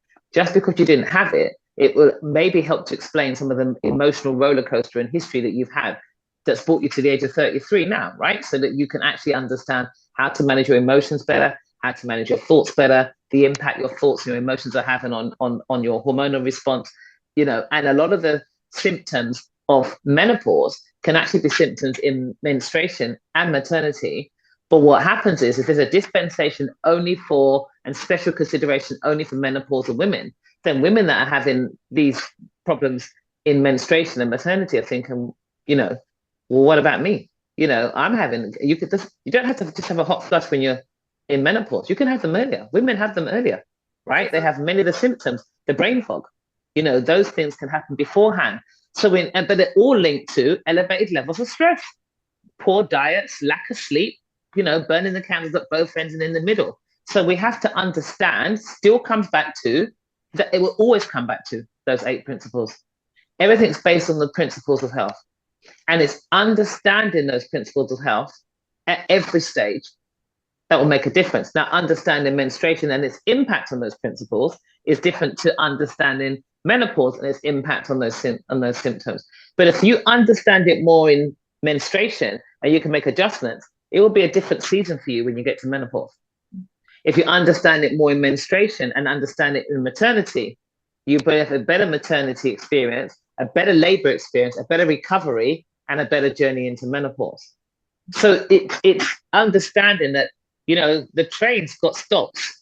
You know what I mean? It's not like menstruation's over there in Jamaica and maternity's over there in Grenada. And, you know what I mean? And it's not, they're not in different countries and they just don't ever come together. They just, you carry yourself from menstruation to menopause. You carry you from menstruation to menopause. And so the way in which you have a better understanding of the different stages is to have a better understanding of who you are as a female. Because our biochemical makeup is totally different. We, like I said, we're different time zones, makes a difference to our sleep patterns and how we sleep and regulate. The relationships we allow ourselves to get into makes a difference. The fact that, how do we, as Black women especially, we've been told to silence our voice. We use our voice in the wrong way. We use it in an aggressive way and feel we have to fight our way through. But actually, for me as a Christian, I know when God came and spoke to Elijah, there was a big, massive storm, the mountains collapsed, everything, but he kept saying, God wasn't there, God wasn't there, God wasn't there. But then there was a still small voice. It was a still small voice. It's that still small voice. What is, actually understanding what your inner self is saying to you. Because sometimes we go into situations and already, something is saying that, don't go at that guy. He's not saying something about him, that inner person. But he looks damn fine. Yeah. So the inner voice gets silenced because the eyes go, oh, he looks damn fine, right? So the inner voice, that intuition, that thing that's saying to you, don't go over there. Don't go and do that. Don't follow that crowd. You got to decide whether you want to be a follower or a leader. And that's the thing. When we're trying to get all the other stuff that everyone else has got, we're following people. But why can't we set a trend for ourselves? We've got to decide whether we want to be leaders or we want to be followers. We can set a trend for ourselves and people can follow that. But I don't mind people following my trend because my trend leads them towards optimal health. So I don't feel bad trying to get people to buy into She Comes First. Don't feel bad getting to buy into Empowering Life because I know the 8-step program is going to take them towards the best version of who they are with a better understanding of their inner world. Because it's the inner world that drives everything. It's not the house that makes the difference. It's the foundation that allows the house to stand for generations to come. So your foundation, your health, that foundation you have, will allow you to go through each of these seasons and enjoy them as you go through them. There can't be anything worse than having a really poor and really debilitating menstrual experiences, really poor and debilitating maternal experience, and a really poor and debilitating menopausal experience. God did not make us that way. We're fearfully and wonderfully made. But our choices, our decisions, what's led us. Yeah, our parents can give us food they think are right for us. But a lot of the foods that our parents had was great for the Caribbean when they worked the land. But over here, it's not. Because like you said, we sit down, and I'm sitting on the Swiss ball, right? We sit down, we're indoors. We drive the car, we park as close to the entrance to the supermarket as possible. We don't walk anywhere. Lockdown had us locked in, locked up, sitting down, vegetating, just staring at the TV all day long. And we weren't doing anything. We weren't really exercising the body and using it. So we've got to decide and make a choice. The body was designed to move, right? It was designed to move. The incidence of low back pain in young people today, knee and low back pain, is ridiculous. But understanding the meridians, that actually knee and low back pain may be a sign of dehydration because it's linked on the same meridians as the kidneys. So it might be the kidneys that are crying out because the organs can't talk. So it may be the kidneys or the bladder that's crying out and saying, I need a bit more attention. So I'm going to stress you in your back and your knees. This is the depth that I'm saying. You have to understand how the body works so that you're able to sort of go, okay, all of a sudden my knee keeps hurting. All of a sudden my back keeps hurting. Maybe I'm dehydrated. I better drink a bit more water. Maybe I need a pinch more salt in my water. Not white, refined, rubbish bleach stuff, but organic grey sea salt. Understanding salt is really important for muscle tone. Understanding it's actually really good, contrary to belief, for blood pressure regulation. You know, having good, this is a fantastic book to have. It's like a must-have book. Like Your Body's Many Cries for Water. It's like, this must be in your catalogue of books to have, you know? And suddenly you start to build a small library of books that will help you in your healthcare, because your healthcare becomes the healthcare for your husband. Your healthcare becomes the healthcare for your children. Your healthcare can be the inspiration, influence for your friends, your sisters and brothers, and your circle of friends and your wider circle. When people start to see how you carry yourself, they start, you know, us and our hair. When our hair starts, good, especially us and black women, it comes out in our hair. It's called thinning, right? So when our hair starts to become more lustrous and longer, when our skin starts to glow more, when our eyes are glowing, when you know, we can keep all our teeth in our mouth, we've got good posture and move, and you know, our skin looks good, not because we slathered it with loads of cream, it just is good and looks taut, and the body is strong, and we move well, and we speak well, and we eat well, and we drink well, and we sleep well, and we think well. You know, when we do those things, people are like, well, what are you doing, Slahaladin? What are you doing, Teresa? What are you doing? Like, but you look different. Instead of saying you've changed, if you're going, Teresa, you look really different, you know, like you look really good. Like, what are you doing so I can do the same? Slahaladin, what is it? Something about you, like, you've really changed, man. You look amazing. What's happening? You know? And then you share those journeys, right? And you say, and that's it. And I think if we, you know, you book a course, you say to your friends, you know, I booked this course, we'll do it together. Mm. Then you've got, then what's happening is you're taking everyone on the journey with you. Then you become each other's accountability buddy. Yeah. And so you grow. And so now you grow your small little community.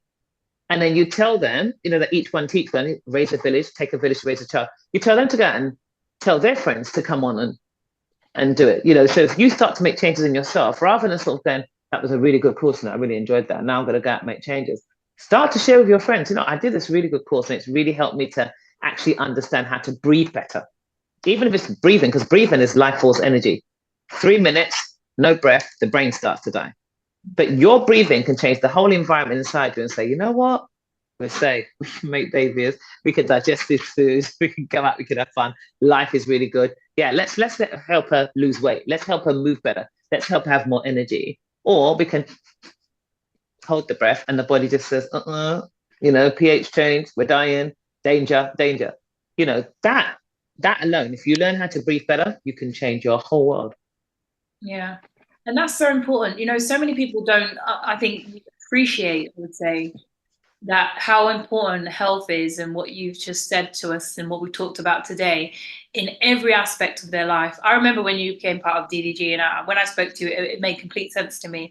And I remember, you know, we had a number of in-person events and stuff like that. And people were like, oh, who's this woman, Jenny? And then she just talks about vaginas. And everyone used to just say that to me. And they were like, is this? And I'm like, it's more than that. I mean, she has her, and I used to say, she has her spiel and she says the things and and she'll shock you with words and, you know, make you listen and make you pay attention and make you remember.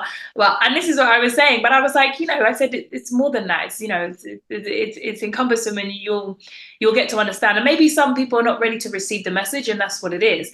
But I always really used to baffle me when people didn't really understand where your place were. They didn't really understand why you were there. They didn't really understand your place. And I think it's an age thing, isn't it?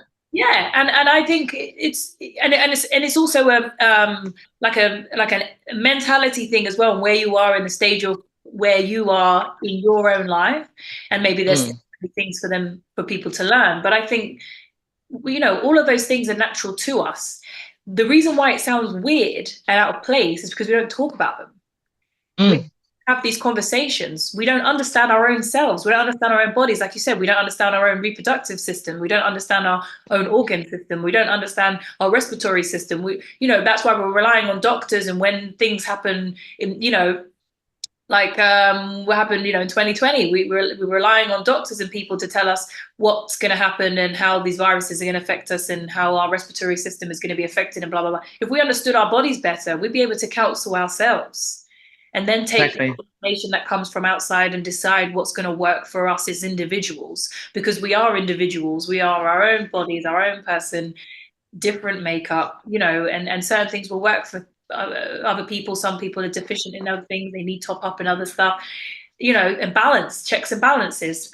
So I think this is such an important conversation, and I feel like one of the most important conversations I've had for a very, very long time. And every time I have a conversation with you, Jenni, I'm like, oh my God, like I just want to get you out there talking to more people. But the great thing is that you and I, we're working on something, and what I wanted to do was put together like a dinner. Exclusive dinner, but an exclusive in a way where it's full of people who want to change their lives, want better for their lives, want to become this new version of their person, want to change their life for the better, and will continue to do that, and really want to take action to transform and become a better version of themselves. And we're going to work on that now, and aren't we? We're going to put that together, and so it's going to be more stuff like this and empowering talks and self-motivation. And we might have it might be an annual, plan was for it to be an annual thing where we get together and we have these powerful talks, and because this is what makes the difference. This is what makes you standing out from being an ordinary to an extraordinary human being. And you got to make a choice on what you want to be. Exactly. So I just think it's such an important and powerful conversation that we have. We've only scratched the surface, I know. But for sure. There's so much more. And Jenni, I just want you to just talk about what you've got coming up. If you've got any courses, events, obviously we'll at the bottom in the description, there'll be links to your website, to your courses that you've got coming up, to help people contact you. But please do let us know what what's coming up for you. What can people get in touch with you now about some of the issues that they may be having? Just feel free to plug. This is a safe thing. So thank you very much. And I didn't even do my little, my little pelvic floor. You cannot see it. Did we do that? We'll do that next time. So she comes first. There is a workshop coming up in a couple of weeks' time. It's like a 2-hour workshop. So I just kind of, give more of an overview of this topic here. The 8 principles of total health, and look at and help women to sort of get an idea of like where they're at and what things they need to consider. And 60-day journey, the next 60-day journey starts with 2 months on, 1 month off, 2 months on. So that 60-day journey, I like to do it with 10 women because I like to keep it quite intimate. So I do it 10 women or less. And that journey is really where we really take a deep dive, where we look at the different avatars. So you have to create your own avatar, really find out what your purpose is, what your drive is, what your language is, what your language will be, what your set mind is. We start to really unpick, and then we start to reknit this new person, this new you. And the new you really will be a total change in how you see things, how you think things, how you speak things into being. And there's a lot of correction. People say certain things and I go, "Say, what did you just say?" And I go, oh yeah, hold on a second. I always pull you up all the time, which is fantastic. You've been correcting us here. Yeah, I do it all the time. It just becomes a habit, but it helps people to, because we do sometimes just talk and not realize what we're saying, and just really people to build up their confidence. And yes, these are my 2 books, and yes, I built around the foundation of the pelvic floor, but the pelvic floor is the foundation of everything you do.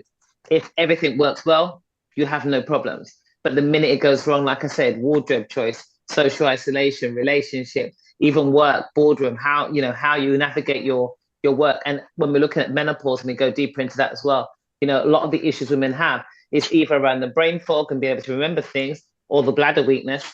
And that, is she gone to the toilet again? Is she, those whole thoughts around that there. But I also let men realize that a leader distracted is a team distracted. You're the husband of a wife who's maybe had a poor menstrual or menopause, maternal experience and a labor experience, how's she bonding with the baby? What's happening for her afterwards? Or going through the menopause? If she feels that she doesn't get support at work and you're building this career and having these things and you need a certain amount of money and she can't get what she wants, she comes home one day and says to you, you know what, I'm giving up my job. The pressure on you changes. Now, all of a sudden, you're a man who's having problems. Your stress level goes up. That affects your dysfunction. That affects the function for you. It affects your whole team. It just goes around. It's not just a female thing. So we need to be able to understand that in corporate. I've got a couple of banks I'm talking with later on this year, which I'm very excited about to senior women in business about this very topic. But we have to understand it underpins everything that we do. So as much as you might feel embarrassed, I mean, the thing is, people like to have good sex, yeah? So that bit they'll enjoy. But actually, when it comes to how you move, how you look, how you want a flat stomach, you want nice booty, you want good thighs, you want good posture. Well, you need to understand these muscles then you can have all of those things, because those are just rewards for it. But she comes first. The workshop is in. So I'd love to have women on back. The workshop is £47. So it's not a massive investment. It's less than £50 to really find out about what things you need to think about. The 60-day journey is a £900 investment, but it's a really good deep dive into where you find yourself. So you can either do that as, if you pay it as one hit, it's 947. If you pay it over 3 payments, and I think it's 350. So it's slightly more if you do it by installment, but you can do it either or. But it really is a way of being able to prepare you for what God has in store for you for 2024. And to really, I'm not a person that just focuses on how the body looks. I focus on how the body functions from the inside, and the outside will just display what the inside is saying. So that's, if you really want to have an inside out job and really want to work on what counts, which is the inside, and you want to avoid sickness and pain and debilitation, and you want to transform your life and your relationships, then I'm your girl. Yeah. Often people focus on the outside when the inside really needs work. And I even, people go get plastic surgery, all this stuff that they have now. And with the inside, the mental and the inside, the confidence is still lacking, and they're going back, and it's just, yeah, I've seen it a lot, especially when we're in the era where people could easily just go make changes to themselves on the outside now. But what does that cost you though? There's women out there that have gone to have boob jobs, butt jobs, tummy tucks, whatever, and they've died on the table. You've got to look at all the risk. To have an anesthetic should be a last resort. Yeah. Because literally, if you think about it, what they need to do is literally stop your heart. Because if they don't stop the heart, then you will register the pain. Yeah. And the body will respond accordingly, right? So the body will want to tighten up. So they can't do that. So they need to make it so that literally the whole body kind of shuts down. So that's why when you come out of anesthetic, you've been cut. When you come round, that's why they give you painkillers and morphine. Because when the pain hits, the body goes, what the hell was that? Yeah. It's like, then it comes to life. It's like, and then the pain hits in, and it takes time for it to heal. But that also creates a stress response. Yeah. So this is all of these things. Understand stress. Stop putting yourself under stress just to look good. You've got you've just mentioned that there, Teresa. On one hand, you've got the Botox, external procedures, medical things that are being pushed. There's still poisons put into your body. And then you've got the other side, which is holistic, nothing done. Yeah, the wrinkles are coming. There is no Botox nowhere, right? If I frown my head, you see my lines, right? So that's how it's supposed to be. But then you've got society saying, oh, she's done too much. Look at that Botox has gone crazy. And on this side, oh, she's a bit wrinkly. Why don't she have something done? Yeah. So it's almost like you can't win. But you've got to decide for yourself, who are you? And who are you becoming?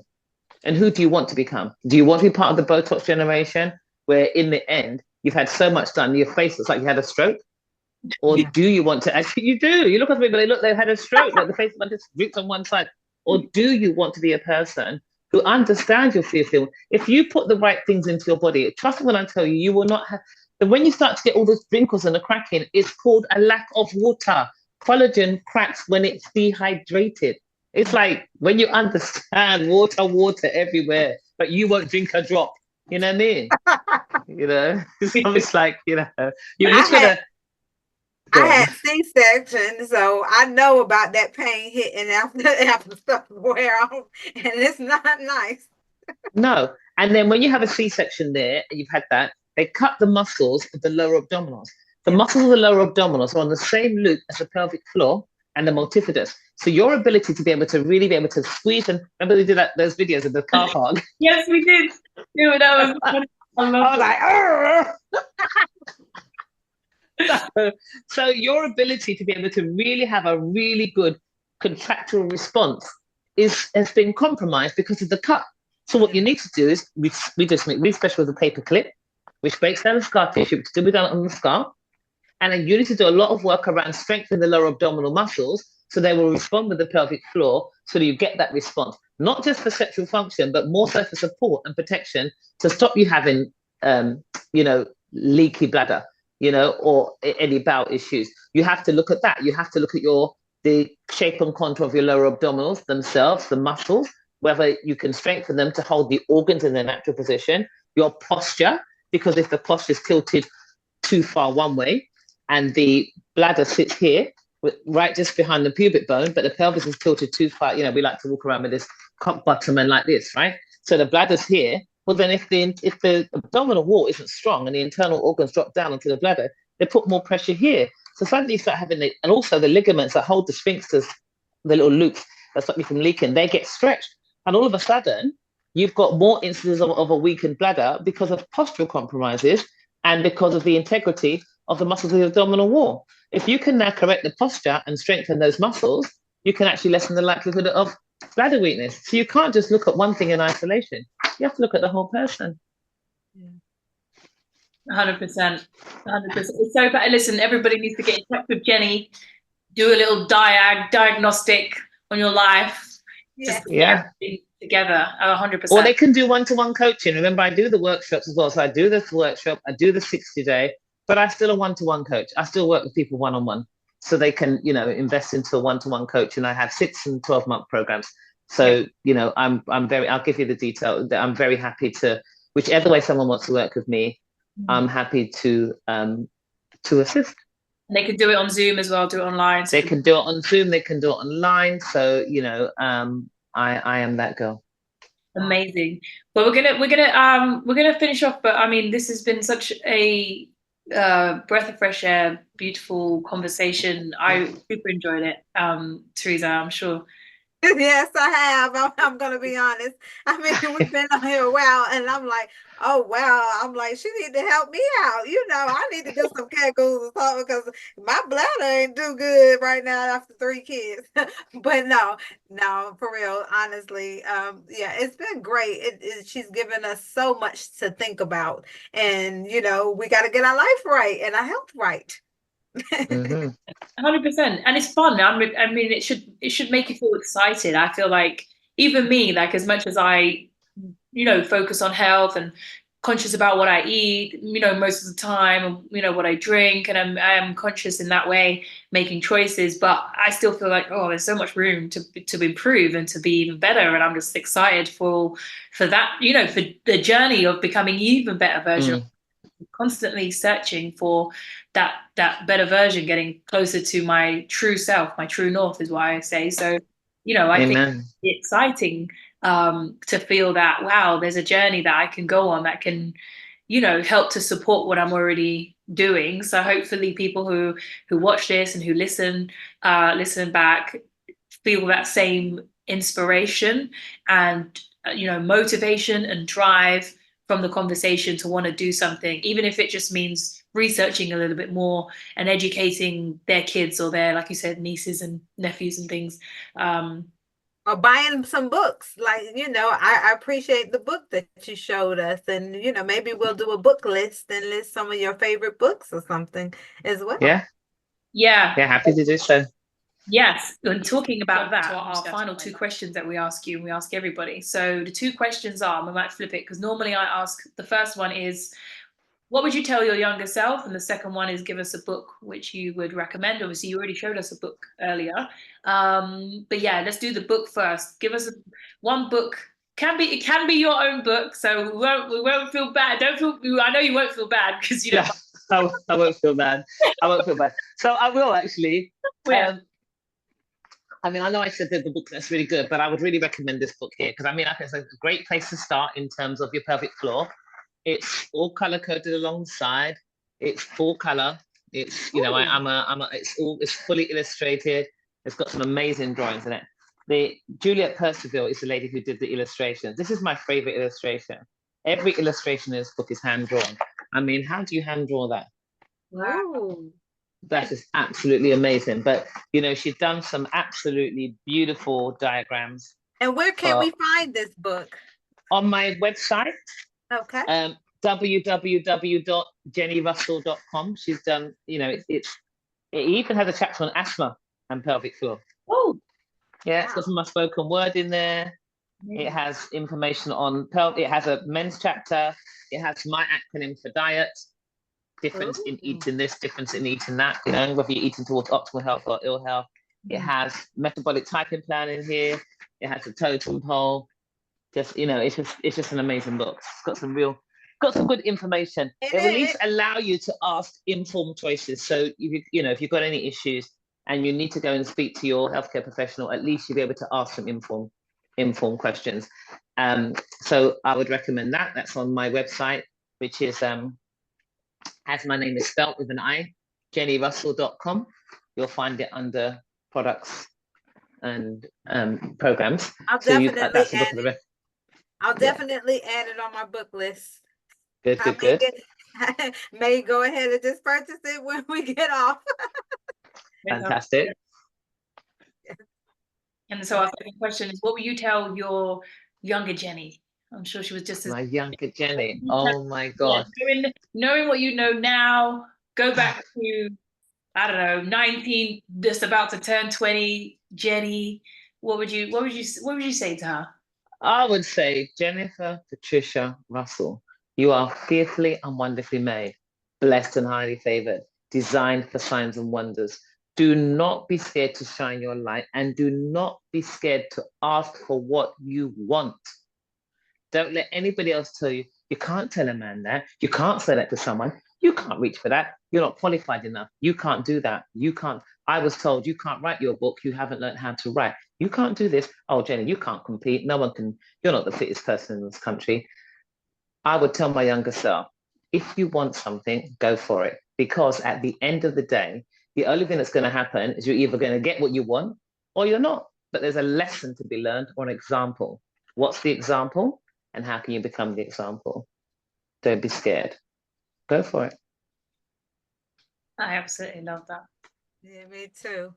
This has been it's been so great. I need to work on my pelvic. So I'm going to get that book today.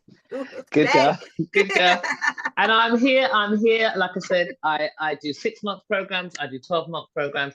So I work one-on-one with lots.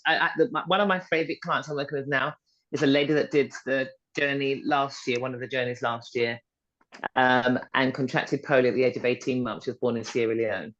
And we started working together. And if you look on my Instagram, @Pelvic Secrets, it's an old video we did last summer.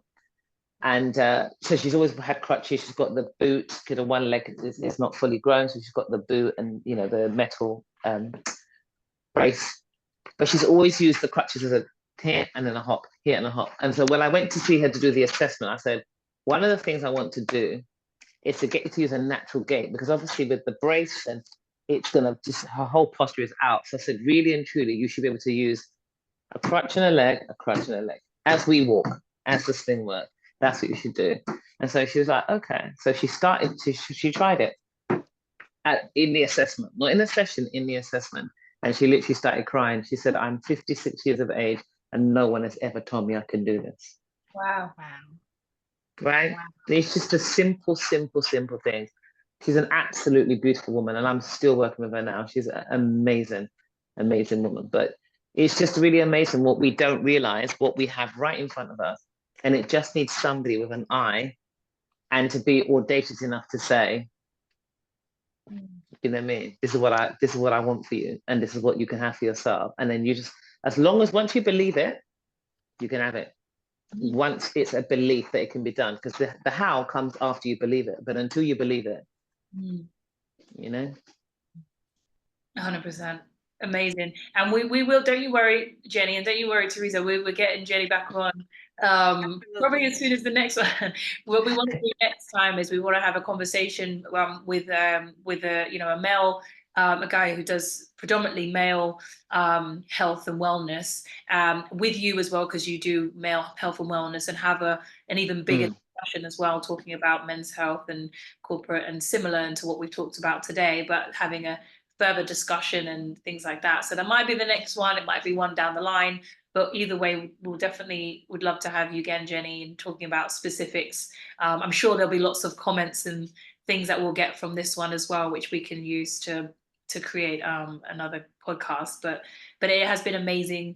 I'm losing my light now, so Don't worry. it has been an amazing conversation this afternoon. I really appreciate you spending your time with us today. So yeah, we're going to leave it here, but we'll end with our you know, our usual uplifting, you know, our uplifting outro, you know. So thank you very much everybody for listening to the Don't Speak on It podcast, a podcast that leaves you feeling energized, informed, and empowered. I am Sahela Dean. And I'm Teresa, and remember to always, always speak on it. I am Jenni Russell, and remember to always speak on it. Love that. Yay! Thank you so much. Don't forget, guys, to like and subscribe. Put your comments down below. Send us an email if you want any topics talked about on our next podcast. Have any questions for our current and past guests? And yeah, just stay, as Jenny says, blessed and highly favored. Amen. Always. Yes. Take care, ladies.